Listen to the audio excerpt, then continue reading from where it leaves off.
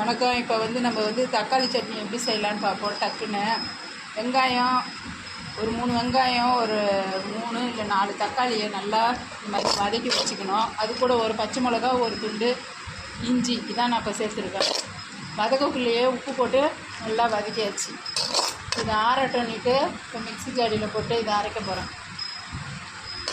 இதுமாரி செஞ்சு பாருங்கள், நல்லா டேஸ்ட்டாக இருக்கும். இது இட்லி, தோசை எதுக்கு வேணாலும் சாப்பிட்லாம். ரொம்ப டேஸ்ட்டாக இருக்கும். இதை அரைச்சி எடுத்துன்னு வந்துடுறோம். ஆறிடுச்சு, ஆனால் இதை அரைச்சின்னு வந்துடும். நம்ம வெங்காயம் தக்காளி சட்னி செய்யும்போது உப்பு போட்டு நல்லா அப்பயே உப்பை போட்டு நல்லா அப்படி வதக்கி விட்டோம்னா சட்டுன்னு இந்த வெங்காயம் தக்காளி எல்லாம் வதங்கி, இந்த தக்காளி பாருங்கள் எப்படி நல்லா குழம்பு நல்லா வதங்கி போச்சு. இது மாதிரி செஞ்சோம்னா நல்லாயிருக்கும். லாஸ்ட்டாக உப்பு போடுறதோட வதக்கக்குள்ளே உப்பு போட்டுட்டோம்னா நல்லாயிருக்கும். இப்போ இது நல்லா உப்பு போட்டு வதக்கிட்டேன். இப்போ இதை நல்லா அரைச்சி தாளிக்க வேண்டியது தான். இப்போ இது இட்லி, தோசை, சப்பாத்தி எதுக்கு வேணால் சாப்பிட்டுக்கலாம். நல்லா டேஸ்ட்டாக இருக்கும். இந்த மெத்தடில் ஒரு தடவை செஞ்சு பாருங்கள். ஒரு பச்சை மிளகா, ஒரு துண்டு இஞ்சி தான், வெங்காயம், தக்காளி இந்த மாதிரி.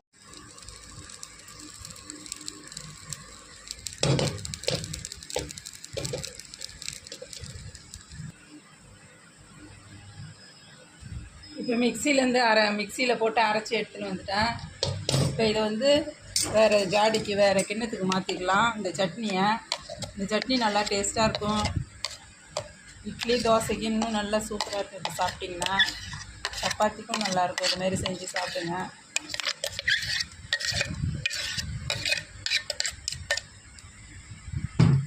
இது இது கூட வீட்டிலே செஞ்ச வடவும் போட்டு தாளிச்சிட்டு இறக்கக்குள்ளே கருவேப்பிலையை போடணும், இல்லைன்னா தீஞ்சிடும்.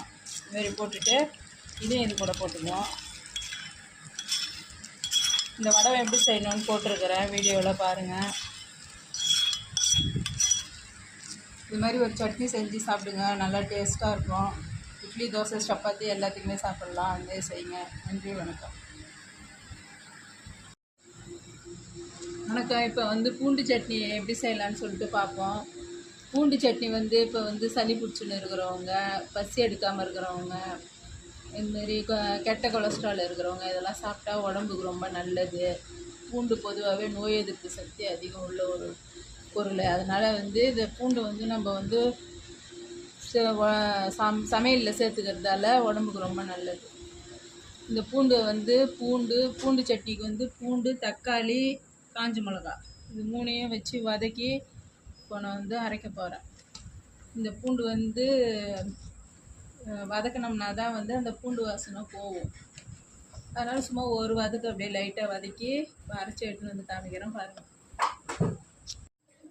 இப்போ பூண்டு அதில் கொஞ்சமாக எண்ணெய் சேர்த்துக்கலாம். எண்ணெய் சேர்த்துட்டு இப்போ கொஞ்சம் கடுகு போட்டுக்குவோம்.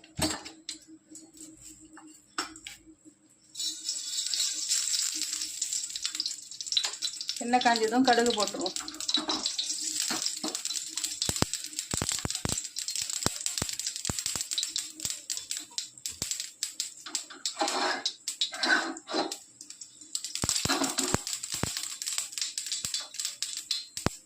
கடுகு நல்லா வெடிச்சதும் நம்ம கொஞ்சம் கருவேப்பிலை போட்டோன்னா நல்லா வாசனை.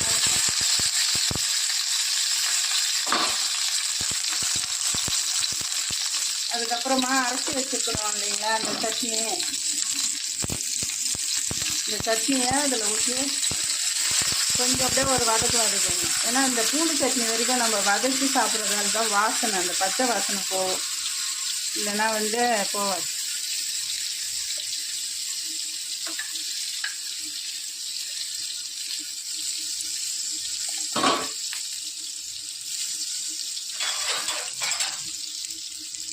அப்படியே வதக்கி விட வேண்டியதுதான். இந்த பூண்டு சட்னி உடம்புக்கு ரொம்ப நல்லது, சாப்பிடவும் டேஸ்ட்டாக இருக்கும். உங்களுக்கு சளி, ஜுரம் அப்போ இது சாப்பிட்றதுக்கு இன்னும் நல்லா டேஸ்ட்டாக இருக்கும். இட்லி கூட, சப்பாத்தி, தோசை எது போனாலும் இது தொட்டு சாப்பிடணும். இன்னும் கொஞ்சம் எண்ணெய் ஊற்றிக்கிறேன்.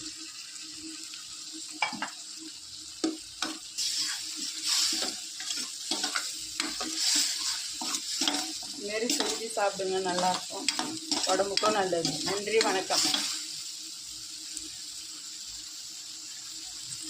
இப்போ வந்து வெங்காயம், தக்காளி, பச்சை மிளகாய் வதங்கினதை இப்போ நான் வந்து மிக்ஸி ஜாடியில் போட்டு அரைக்க போகிறேன். கொஞ்சமாக உப்பு வச்சுருக்கேன் இதில். இப்போ போட்டு இதை அரைச்சி எடுத்துன்னு வர போகிறேன்.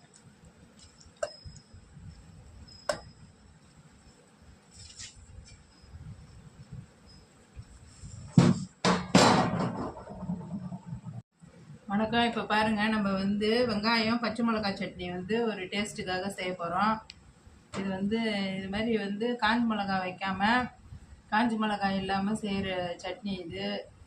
அவசரத்துக்கு பச்சை மிளகாய் வச்சு காஞ்ச மிளகாய் இல்லைன்னா இப்படி கூட செய்யலாம். இது வந்து டேஸ்ட்டாகவும் இருக்கும். அதே டைமில் இது எப்படி செய்யணும்னா, வெங்காயமும் தக்காளியும் சம அளவில் எடுத்து அது கூட 2 பச்சை மிளகாயை அப்படியே போடக்கூடாது. அது 2 நீட்டாக அப்படியே கட் பண்ணி, குறுக்கால கட் பண்ணி அதை இப்படி வதக்கணும். இது 3த்தையும் நல்லா வதக்கிட்டு ஒரு சின்ன பீஸ் இஞ்சி வச்சு வதக்கியிருக்கேன். எல்லாத்தையும் சேர்த்து இப்போ நான் அரைக்க போகிறேன், கொஞ்சமாக உப்பு வச்சு. இதை எப்பயும் போல் நம்ம தாளிப்பு கரண்டியில் தாளிச்சிட வேண்டியதுதான். இப்படி ஒரு வாட்டி செஞ்சு சாப்பிட்டு பாருங்கள், நல்லாயிருக்கும். நன்றி, வணக்கம்.